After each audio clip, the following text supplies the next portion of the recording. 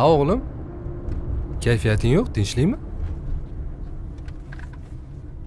Maktabga borgim kelmayapti. Sabab?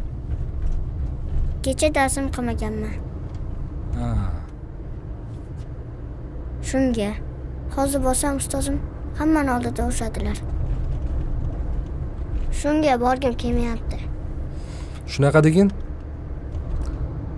Endi o'g'lim, gap bunday.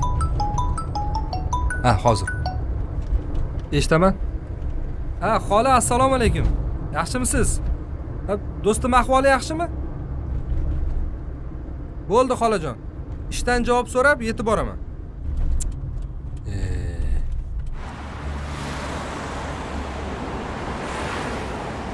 Assalomu alaykum. Va alaykum assalom. Katta leytenant Subhanov, hujjatlaringizni taqdim qiling.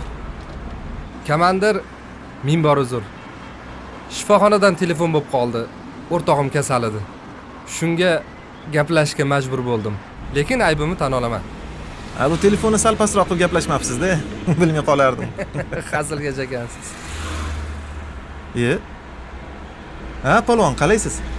Yoshingiz nechida? 12da. Komandir, shu sal kech qolayotgandik. Iloji bo'lsa, jarimani tezroq yozib bersangiz. Keling, bundoq qilamiz. Aybingizni tan olganingiz uchun sizga yengil jarima yozib beraman. Kamarga yozib beraman, bo'ladimi? Lekin komandir, men kamar taqqandim. Shu iloji bo'lsa, o'sha telefonda gaplashganim uchun yozib bersangiz yaxshi bo'lardi. Yolg'on bo'lib qolmasin.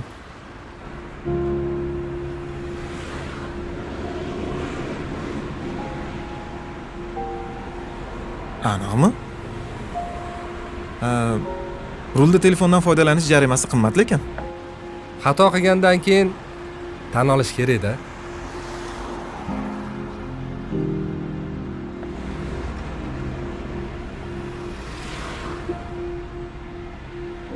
Mana oling.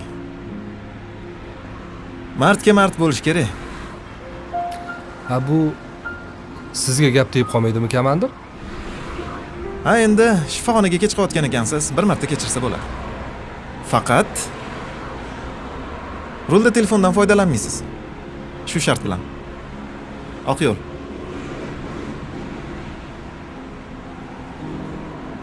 Ha, o'g'lim. Maktabga borgin kelmasa, men bilan ishxonaga bora qol. Maktabga haydang, dada. Maktabga bormayman deding-ku? Ayib qilgandan keyin tan olish kerak-da.